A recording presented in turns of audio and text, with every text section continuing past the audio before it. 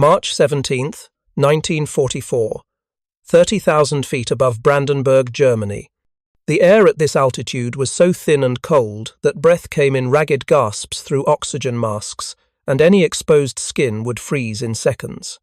Lieutenant Robert Johnson, flying P-51 Mustang number 26389, felt his aircraft shudder as tracer rounds snapped past his canopy.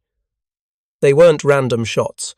They were precise, calculated, stitching lines of phosphorescent death through air so cold it frosted the inside of his oxygen mask and made his instruments fog with each exhale. Behind him, invisible against the brilliant sun hanging over eastern Germany, a Focke-Wulf 190 pilot had locked onto his 6 o'clock with the patience of an executioner waiting for the perfect moment. The German had done everything correctly.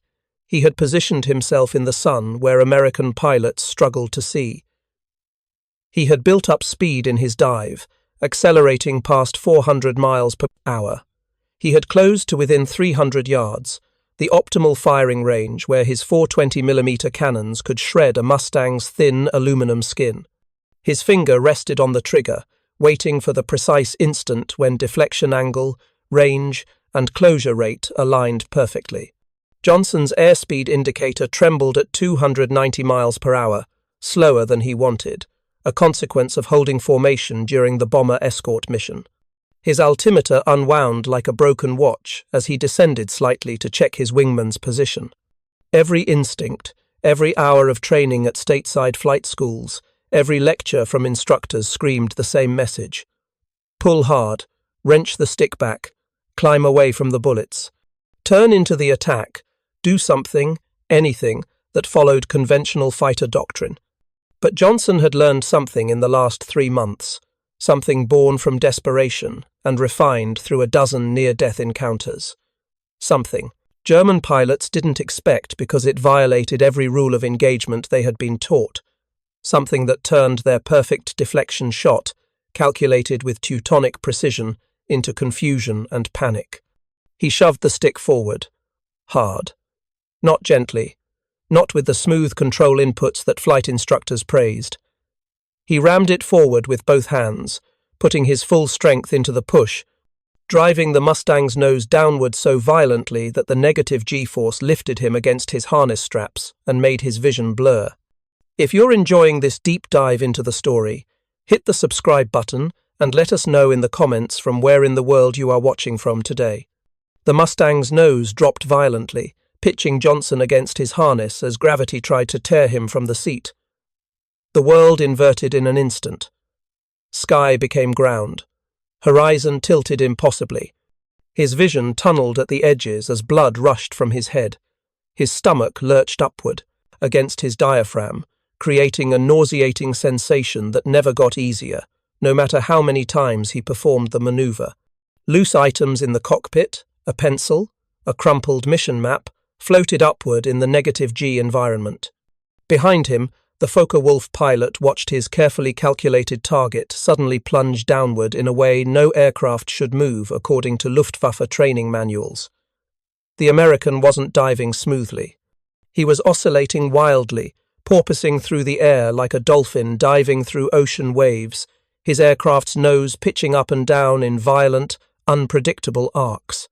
The German pilot's carefully rehearsed firing solution, which had worked perfectly in training and in dozens of combat encounters, simply evaporated. His muscle memory commanded his finger to squeeze the trigger anyway. Perhaps the American would blunder into the stream of fire. 4 MG-151 cannons roared simultaneously, belching 20mm high-explosive rounds at 1,100 feet per second. But the shells sailed uselessly into empty sky, passing through space where Johnson's cockpit had been 2 heartbeats earlier. The German pilot cursed in frustration, a word his mother would have slapped him for using, and attempted to adjust his aim. But his Focke-Wulf, already committed to the dive at over 400 miles per hour, couldn't change direction quickly enough. Momentum and physics conspired against him.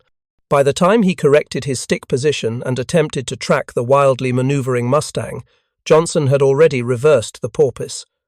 The American's stick came back sharply. The Mustang's nose pitched upward with startling speed. The Packard Merlin engine, supercharger screaming, clawed for altitude with the efficiency that made the P-51 legendary. Johnson climbed back through the firing solution at an angle impossible to track, positioning himself not defensively but aggressively. The Hunter had become the hunted in less than 5 seconds. The Farlow 190 pilot, suddenly aware that his energy advantage had evaporated and that an enemy fighter now sat above him with perfect positioning, broke off the attack. He banked hard left, abandoning the engagement, bewildered by what had just occurred. His fuel gauge showed he had burned precious aviation gasoline for nothing. The opportunity he had positioned so carefully for, diving from altitude with the sun at his back, had been wasted on a maneuver he had never seen before and didn't understand. This was not how dogfights were supposed to end. This was not what Luftwaffe doctrine had promised. This was the moment American pilots stopped running and started breaking every rule German training had assumed was unbreakable. When the first P-51 Mustangs arrived in European skies in late 1943, they carried a reputation built on range, not dominance. The aircraft could escort bombers deep into Germany, farther than any Thunderbolt or Lightning had managed, reaching targets that had previously been considered beyond fighter protection range. This was revolutionary from a strategic standpoint, but it didn't initially inspire fear in Luftwaffe pilots, who had spent years perfecting their craft against earlier American fighters. The Mustang's design history itself was unusual. North American aviation had created the fighter in just 117 days, an almost impossibly short development period driven by British requirements and American engineering efficiency. The original Allison-engined versions performed adequately at low altitude, but suffered at the high altitudes where bomber formations flew.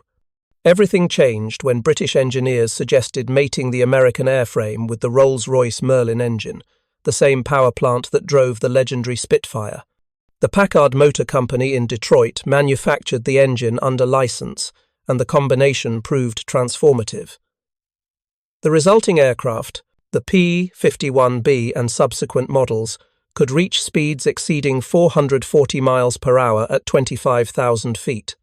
Its laminar flow wing, designed with unprecedented attention to reducing drag, gave it efficiency that translated directly into range.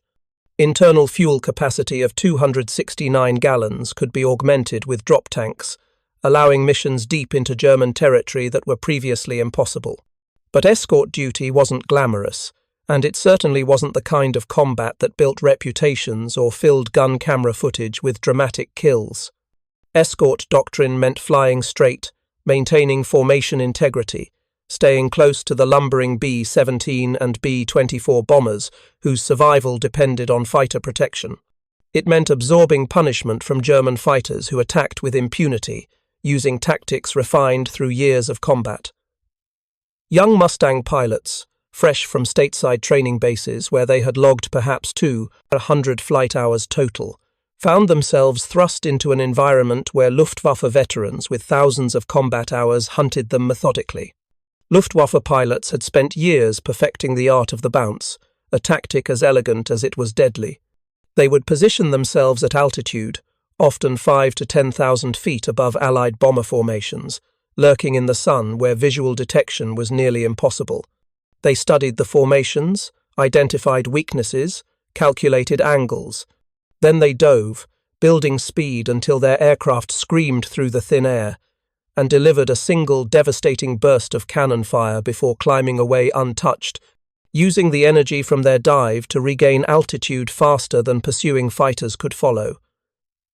The Focke-Wulf 190 was their weapon of choice for this mission profile.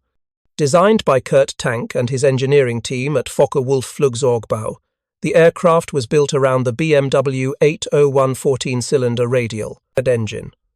Unlike inline engines that could be disabled by a single coolant leak, the radial configuration meant battle damage to one cylinder left 13 others functioning. The engine produced 1,700 horsepower at takeoff, pushing the aircraft to maximum speeds exceeding 400 miles per hour in level flight and significantly higher in dives. But raw speed wasn't the TW-190's only advantage. It was the armament that made German pilots smile grimly as they buckled into their cockpits. 4 20mm MG 151 cannons, 2 mounted in the wing roots just outboard of the propeller arc and 2 further out in the wings, plus 2 13mm MG 131 machine guns in the upper cowling. The cannons fired meningestos rounds, thin-walled, high-explosive shells that detonated on impact with devastating effect. A single 20mm hit could tear a basketball-sized hole in a wing. A sustained burst could disintegrate an aircraft entirely. Luftwaffe tactics assumed the target would try to turn, to evade horizontally, to engage in the traditional turning dogfight that Hollywood films and adventure novels glamorized. But turning bled energy, converting forward speed into circular motion. Energy in air combat meant life. Altitude could be traded for speed, speed could be traded for position. But once energy was gone, once an aircraft hung in the sky, slow and vulnerable, it died. German pilots had been taught this truth since their earliest days at flight school. They had seen it proven in combat over Britain, over Russia, over North Africa, and now over Western Europe.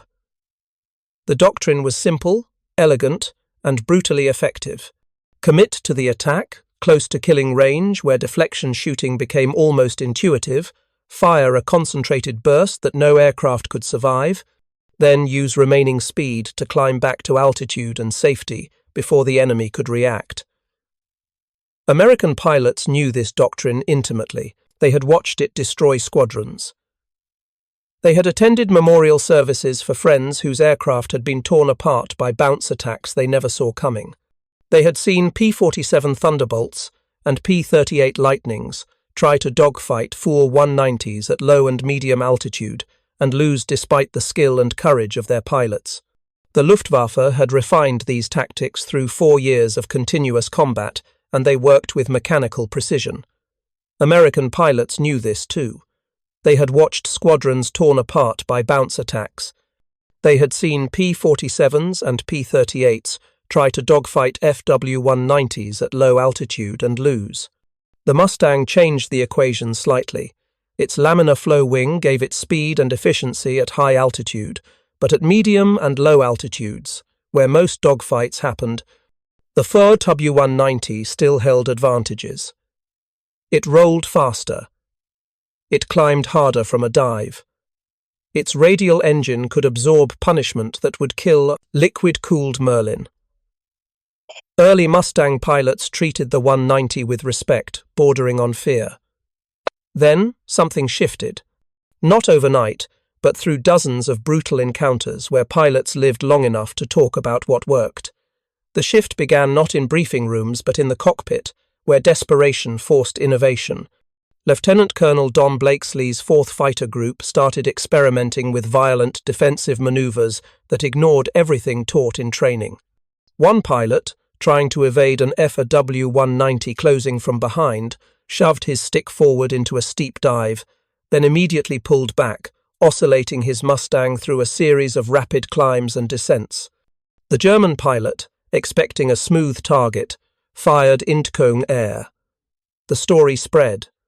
Other pilots began trying variations. The maneuver had no official name at first. Some called it the roller coaster. Others called it the porpoise because the aircraft's nose bobbed up and down like a diving sea mammal. Wasn't graceful. It wasn't taught. But it worked. The key was violence and unpredictability. A smooth, evasive turn could be tracked. A porpoising dive through 3 dimensions couldn't. The German pilot, locked into his attack run, had committed his energy to a single firing solution. If the target suddenly wasn't there, his momentum carried him past the fight. By the time he recovered, roles reversed. The hunted became the hunter. The Mustang's superior high-altitude performance meant it could climb back faster, and its 650 caliber machine guns, though lighter than German cannons, were perfectly suited for snapshots at fleeing targets. What made porpoising devastating wasn't just the evasion. It was the psychology. Luftwaffe pilots had grown accustomed to certainty. Dive, fire, climb, repeat. The tactic had worked for years. Suddenly, it didn't. Targets vanished mid-attack, firing solutions dissolved. Veteran pilots, who had survived hundreds of missions, began hesitating, second-guessing the bounce they once executed with cold precision. Hesitation in air combat is fatal. It burns fuel. It wastes altitude. It creates openings. American squadron commanders noticed the shift in after-action reports. German fighters were breaking off attacks earlier, climbing away before committing fully. The W-190, once an apex predator, began acting cautious. That caution was a crack in the armor, and Mustang pilots learned to exploit it ruthlessly. By early 1944, the tables had turned. The aircraft hadn't changed, the pilots had. To understand why porpoising worked, you have to understand how the Focke-Wulf 190 was designed to kill. The aircraft wasn't built for sustained dogfighting. It was built for the bounce, for slashing attacks where speed and firepower overwhelmed the enemy before they could respond. German doctrine called it the boom and zoom. Dive from altitude, accelerate to maximum speed, fire a concentrated burst, then use that speed to climb back to safety. The tactic relied on predictability, on targets behaving as trained. Allied bombers flew in tight formations, unable to maneuver aggressively. Their escort fighters, bound by orders to stay close, couldn't chase attackers without abandoning their charges. The TEM-W190 exploited this. Its BMW 801 radial engine produced 1,700 horsepower, enough to push the aircraft past 400 miles per hour in a dive. At those speeds, the pilot had seconds to aim and fire. Training emphasized instinctive gunnery, muscle memory drilled through hundreds of practice runs. Lead the target, squeeze the trigger, climb. The 190's armament reflected this philosophy. 4 MG 150 120mm cannons, 2 in the wing roots and 2 outboard, plus 2 13mm machine guns in the cowling. The cannons fired explosive shells that detonated on impact, shredding aluminum and igniting fuel. A single well-placed burst could down a bomber or cripple a fighter. But the guns were heavy. The aircraft's roll rate, though excellent, demanded strength. Pilots wore leather gloves that left blisters after long missions. Most critically, the W-190's tactics assumed the target would either turn or dive straight. Turning was suicide. The German pilot simply adjusted deflection and fired. Diving straight was equally fatal. The 190 accelerated faster and closed the distance. Either way, the attack succeeded. German pilots trusted this equation. It had worked against Spitfires over Britain, against Yaks over Russia, against Thunderbolts over France. There was no reason to believe Mustangs would be different. Then came the first porpoising encounters. Luftwaffe pilots described them in debriefings with frustration bordering on disbelief. The target would suddenly pitch downward, not into a steady dive, but into a violent oscillation.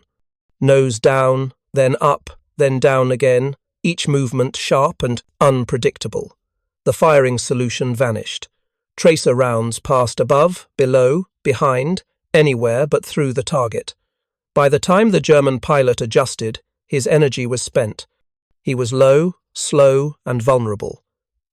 The Mustang, meanwhile, recovered altitude with ease. Its Packard-built Merlin engine, licensed from Rolls-Royce, thrived in thin air. At 25,000 feet, it produced more power than the BMW Radial. Climbing back after a porpoising dive was effortless. The German pilot, struggling to regain altitude in an engine optimized for low-level performance, found himself pursued rather than pursuing. The psychological impact was devastating. Worse, the tactic exposed a fundamental weakness in German training. Luftwaffe pilots were taught to trust their approach. If the setup was correct, the kill followed. Porpoising shattered that trust. It introduced chaos into a system built on precision. Pilots began second-guessing their attacks, wondering if the target would porpoise, if their ammunition would be wasted, if they would end up defensive instead of offensive. That doubt bled into every subsequent engagement. By March 1944, intelligence reports from captured German pilots revealed a shift in morale. 190 squadrons, once confident, now briefed explicitly on Mustang evasion tactics. They were told to fire earlier, to break off sooner, to avoid prolonged engagements. In other words, they were told to be cautious. Caution is the opposite of aggression, and in air combat, hesitation kills more pilots than bullets. The transition from experimental maneuver to standard doctrine happened faster than anyone expected. It began with isolated successes, individual pilots who survived bounce attacks by porpoising and lived to describe it. Squadron intelligence officers collected these reports, looking for patterns. What they found was consistent. The maneuver worked best when initiated early, before the attacker committed fully to his firing pass. Timing was everything. If a pilot waited too long, the German would already be firing. If he porpoised too early, the attacker could adjust and re-engage. The sweet spot was the moment the Focke-Wulf 190 committed, when his dive angle steepened and his finger moved toward the trigger. That was when the Mustang pilot shoved the stick forward. The violence of the maneuver was crucial. A gentle dive wouldn't disrupt the firing solution. It had to be abrupt, a gut-wrenching push that slammed the pilot against his harness and sent the aircraft plunging downward at angles that stressed the airframe. The Mustang could handle it. Its structure, designed for high-speed dives, tolerated G-forces that would buckle older fighters. But the maneuver wasn't comfortable. Pilots described their vision graying as blood drained from their heads, instruments blurred, stomachs rebelled. Then, just as quickly, the stick came back. The nose pitched upward. Gravity reversed. Blood rushed back. Vision cleared. And the aircraft was climbing again, already angling for a counterattack. Training evolved to match the tactic. New pilots arriving in Europe were taken aside by veterans and taught the porpoise in practice flights. Instructors emphasized 3 principles. First, commit fully. Half-hearted evasion accomplished nothing. Second, vary the rhythm. Predictable oscillations could be tracked. Random, erratic movements could not. Third, recover with aggression. The porpoise wasn't just defense. It was set up for offense. Pilots practiced the maneuver until it became instinct.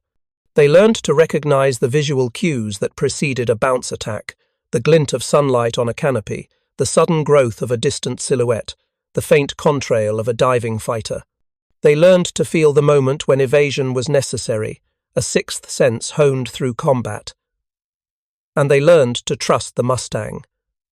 The aircraft's clean lines and powerful engine made recovery from violent maneuvers almost effortless. Squadron tactics adapted too. Mustang formations began flying with staggered altitudes, ensuring that if one flight was bounced, another was positioned to counterattack. Wingmen were trained to watch their leaders 6 o'clock constantly, calling out threats the moment they appeared. Communication became ruthless efficiency. Break left, porpoise now, climbing back. These phrases, clipped and urgent, filled radio channels during engagements. The Germans noticed. Luftwaffe after-action reports from spring 1944 show increasing frustration with Mustang tactics. Pilots described targets that refused to behave predictably, that evaded attacks through maneuvers no manual covered, that turned defensive situations into offensive threats within seconds. One captured WW-190 pilot, interrogated by Allied intelligence, admitted that attacking Mustangs had become a calculated risk rather than a guaranteed kill. The shift wasn't just tactical. It was psychological. German pilots, once confident in their aircraft and training, now faced an enemy that adapted faster than doctrine could counter. The Mustang wasn't inherently superior to the 190 in all aspects, but American pilots, unburdened by rigid doctrine and empowered by desperate innovation, found ways to neutralize German advantages. Porpoising was one weapon in that arsenal, but it symbolized a broader truth. The side that learned faster would win. If you find this story engaging, please take a moment to subscribe and enable notifications. It helps us continue producing in-depth content like this. By April 1944, porpoising had become standard operating procedure for Mustang squadrons across the 8th Air Force. Pilots who once feared the 190's bounce now welcomed it, seeing it as an opportunity rather than a threat. The shift was documented in combat film footage analyzed after missions. Gun cameras mounted in Mustang wings captured German fighters diving aggressively, only to have their targets vanish in sudden oscillations. The frustrated German pilot, overshooting, became visible in the camera frame moments later, now fleeing desperately as the Mustang reversed and pursued. The tactic's effectiveness multiplied when combined with other innovations. Mustang pilots began using the sun aggressively, positioning themselves so that German fighters diving from above would be blinded during the critical seconds of their attack. They learned to recognize the 190's silhouette instantly, distinguishing it from the Bf 109 by its broader wings and radial cowling. They studied German radio chatter, learning to anticipate coordinated attacks before they developed. But porpoising remained the foundation. It was the maneuver that broke the bounce, the technique that turned German certainty into confusion.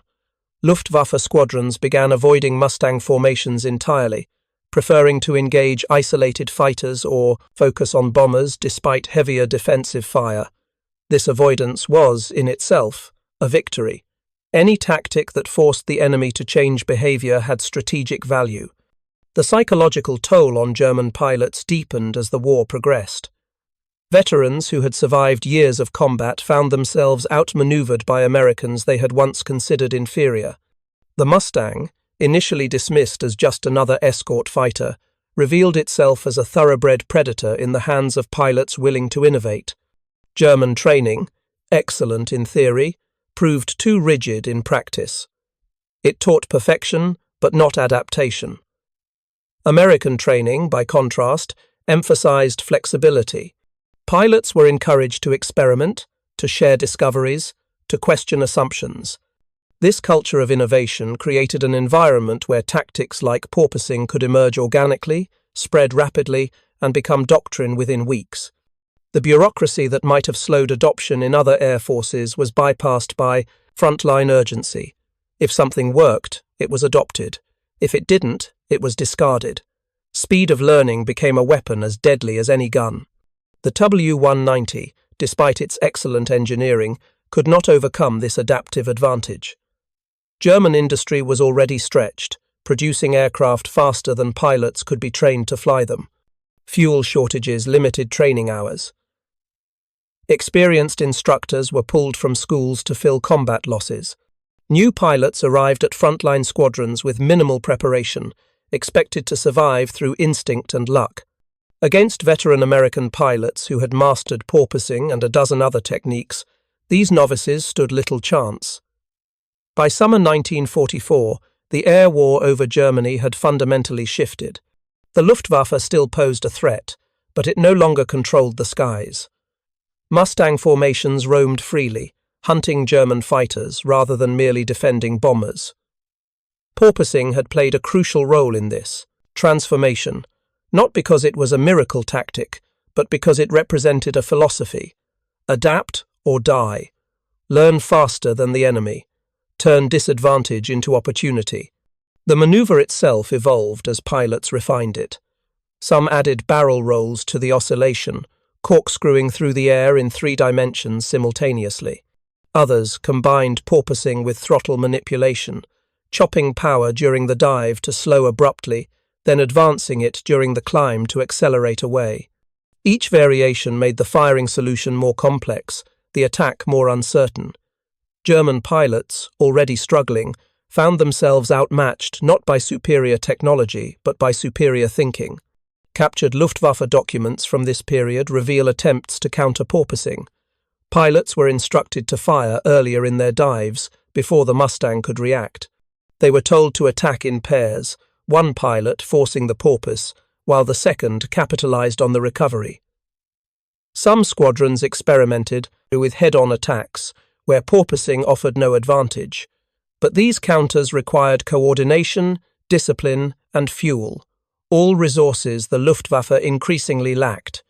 Meanwhile, Mustang pilots continued innovating.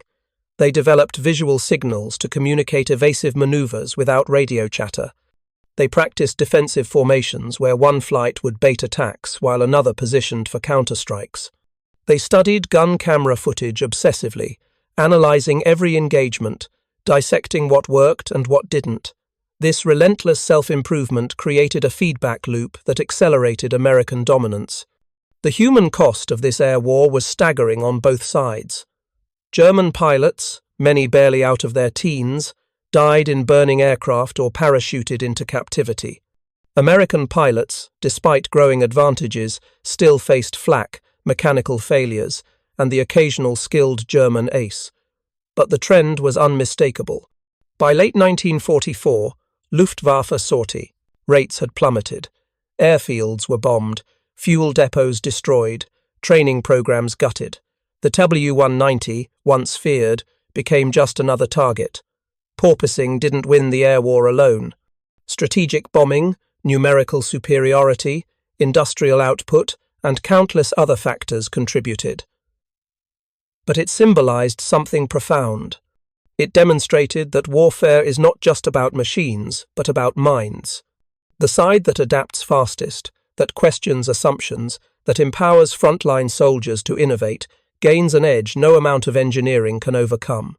The Mustang pilots who first shoved their sticks forward in desperation didn't know they were creating doctrine. They simply wanted to survive. That survival instinct, multiplied across hundreds of pilots and refined through brutal trial, became a weapon the Germans could not counter.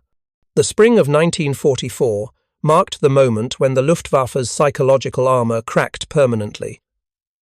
German pilots who once attacked, with confidence now hesitated.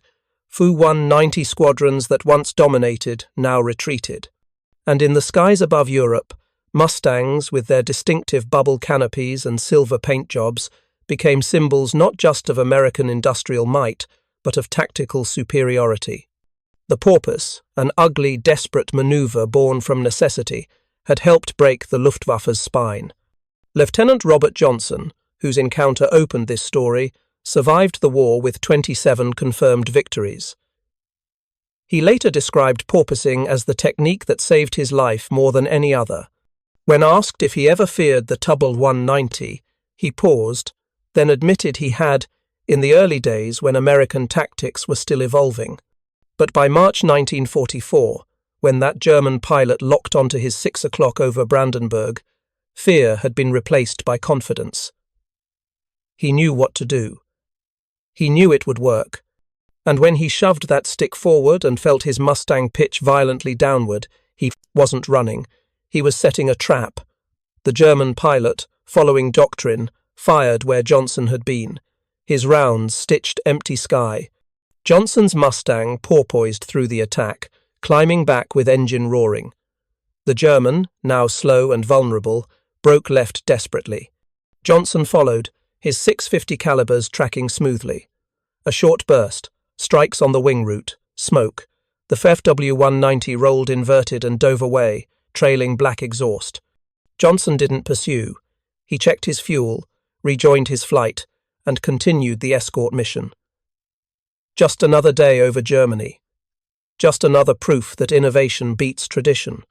By May 1944, the tactical landscape had solidified into patterns that would persist through war's end. Mustang pilots owned the high-altitude arena, using superior engine performance to dominate German fighters attempting to bounce bomber formations. Porpoising had become so common that new pilots learned it during their first combat sorties, guided by wingmen who demonstrated the technique in real time over hostile territory. The maneuver's simplicity was its strength. Unlike complex aerobatics that required precise timing and positioning, porpoising demanded only two things: aggression and commitment. Luftwaffe intelligence officers, analyzing combat reports, identified porpoising as a critical American innovation but struggled to develop effective counters. The fundamental problem was mathematical. A diving fighter committed energy to a single vector. If the target deviated violently from that vector, the energy became wasted. The German pilot could not simply adjust mid-attack. His speed carried him past the engagement zone, and pulling back on the stick at 400 miles per hour risked structural failure or pilot blackout. By the time he recovered, the tactical situation had reversed. Some German squadrons attempted to adapt by assigning dedicated spotters who would call out evasive maneuvers, allowing shooters to adjust before committing fully. This worked occasionally but required perfect communication and coordination. Radio discipline among Luftwaffe units, never as strict as Allied forces, deteriorated further as experienced squadron leaders were killed and replaced by less capable officers. Frequencies became cluttered with panicked calls, warnings that arrived too late, and silence from pilots who died before reporting. The 190 itself remained a superb aircraft. Its rugged construction and powerful armament continued to respect from Allied pilots throughout the war.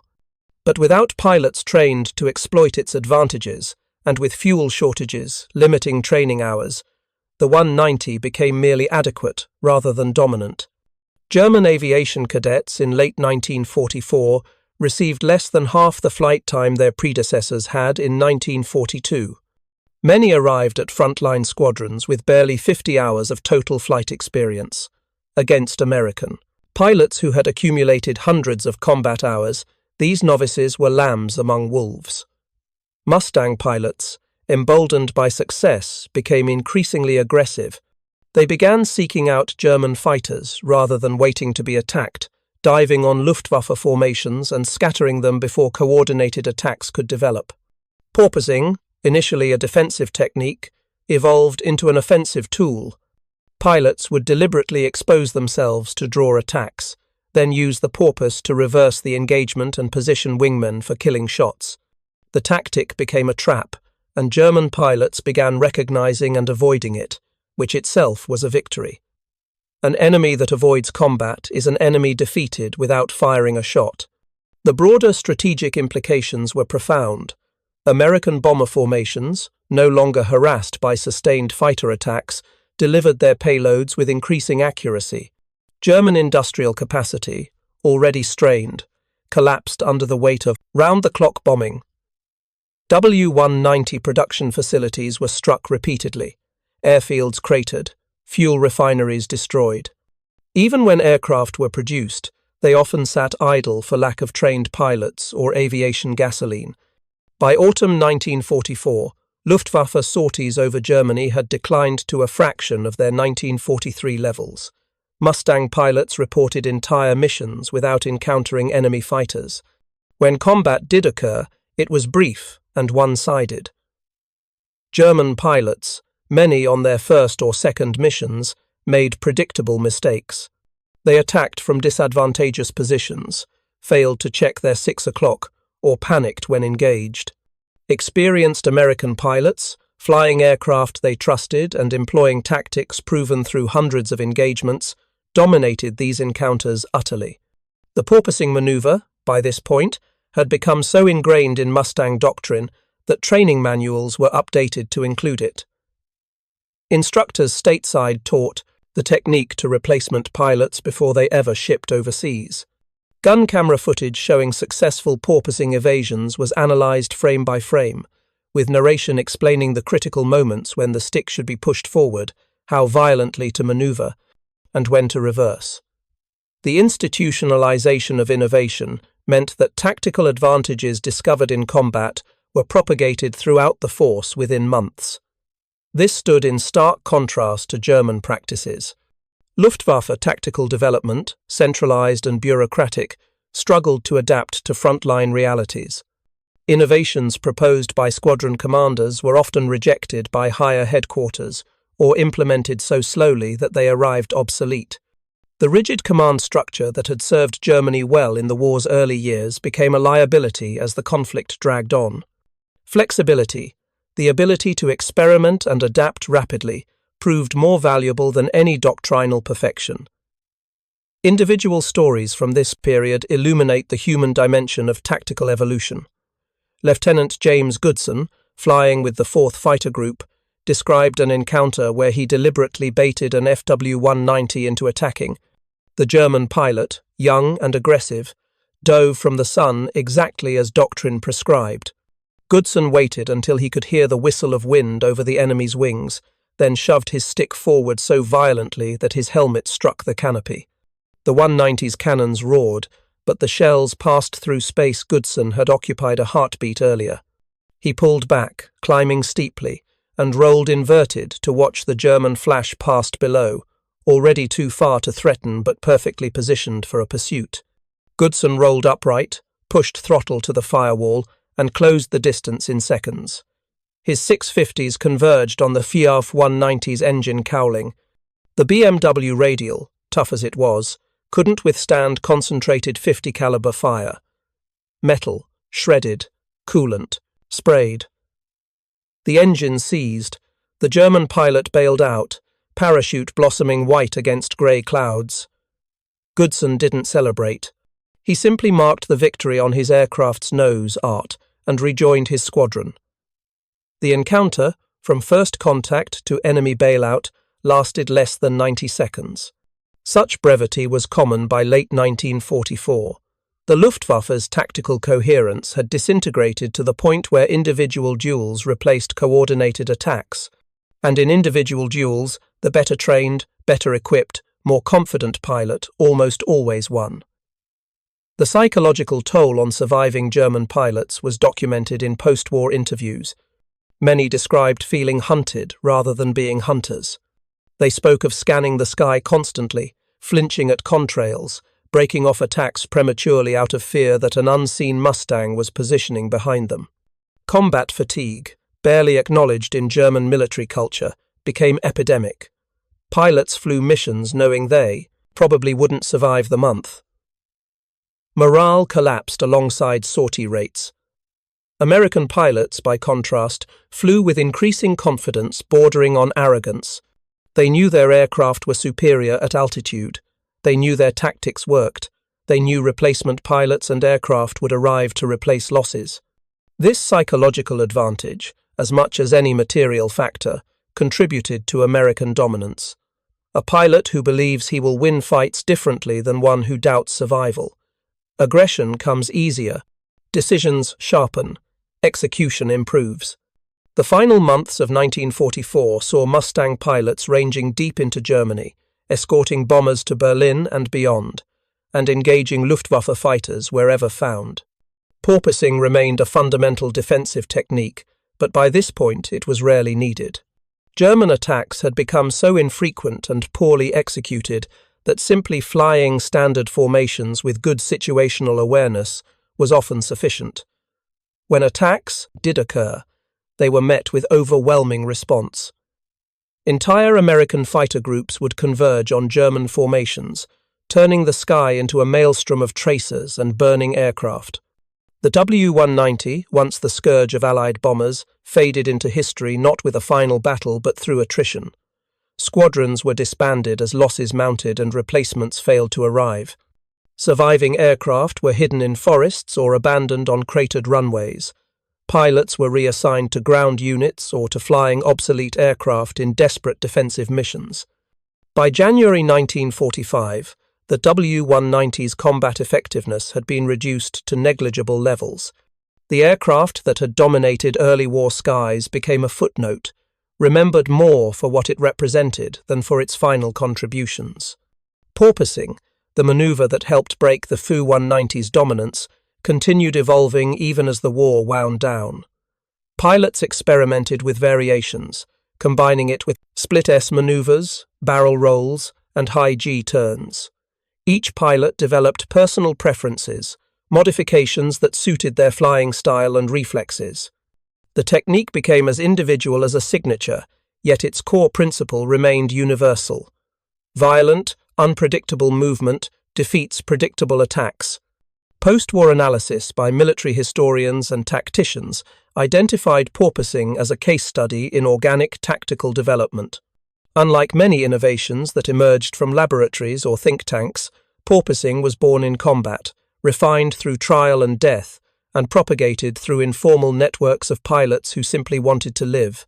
Its success demonstrated that the best tactics often come from those who must employ them, not from those who theorize about them. The broader lesson extended beyond air combat. In any conflict, the side that empowers frontline personnel to innovate, that creates systems to rapidly share discoveries, and that rewards adaptation over adherence to the doctrine gains a decisive advantage. The Luftwaffe's failure wasn't primarily technological or numerical. It was institutional, a rigid command structure that couldn't adapt quickly enough to counter American flexibility. By April 1945, as Allied armies overran Germany and the Luftwaffe dissolved into scattered remnants, Mustang pilots flew missions more concerned with strafing ground targets than with air combat. The sky belonged to the Allies completely. German fighters, when encountered, were usually fleeing rather than fighting. The war that had begun with German air superiority ended with German aircraft burning on the ground, destroyed not in combat but by their own crews to prevent capture. Lieutenant Robert Johnson, whose story began this narrative, finished the war with 27 confirmed aerial victories and a reputation as one of the finest fighter pilots of his generation. In post-war interviews, he was often asked about the secret to his success. He always gave the same answer. There was no secret, just training, discipline, and a willingness to try something desperate when doctrine failed. Porpoising, he said, wasn't elegant. It wasn't taught. But it worked. And in combat, nothing else mattered. The technique itself gradually faded from use as jet aircraft and missiles replaced propeller fighters and guns. Modern air combat, conducted at supersonic speeds with beyond visual range weapons, has no place for porpoising. But the principle endures. Adapt to survive. Learn from every encounter. Never assume the enemy cannot be beaten. These lessons, forged in the skies over Europe, remain relevant wherever humans fight. The Focke-Wulf 190, despite its defeat, earned respect from those who flew against it. Mustang pilots acknowledged its strengths, its rugged construction, powerful armament, and excellent roll rate. In different hands, with adequate fuel and better training, it might have remained dominant longer. But warfare is not about hypotheticals. It's about results. And the results were clear.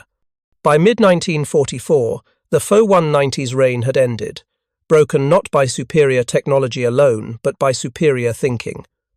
Porpoising was one small piece of a vast puzzle. Strategic bombing, industrial production, cryptographic breakthroughs, and countless other factors contributed to Allied victory. But in the narrow domain of fighter versus fighter combat, the maneuver represented something profound. It showed that desperate innovation, born from necessity and refined through experience, could defeat established doctrine. It proved that the side willing to question assumptions and try unconventional approaches possessed an advantage no amount of engineering could replicate. The German pilots who faced porpoising Mustangs weren't inferior. They were simply trapped in a system that couldn't adapt fast enough. Their training was excellent but inflexible. Their tactics were proven but predictable. Their aircraft were superb but couldn't compensate for institutional rigidity. Against an enemy that learned faster, adapted quicker, and empowered its pilots to innovate, they were doomed from the moment American fighters mastered the art of the violent, evasive dive. In the end, the story of porpoising is not just about a maneuver. It's about mindset. The Mustang pilots who first discovered it weren't trying to create doctrine. They were trying to survive. But survival in combat requires more than luck. It requires observation, experimentation, and the courage to try something untested when everything tested has failed. That courage, multiplied across hundreds of pilots and institutionalized through rapid doctrine development, became a weapon as powerful as any gun or bomb. The skies over Europe in 1944 were a laboratory where lessons were written in smoke and blood. Porpoising was one such lesson, taught by desperate men and learned by those who lived. It broke the Focke-Wulf 190's 6 o'clock attack, not through superior firepower or speed, but through superior thinking, and in doing so, it helped shift the balance of air combat irreversibly toward the Allies. Thank you for watching. For more detailed historical breakdowns, check out the other videos on your screen now and don't forget to subscribe.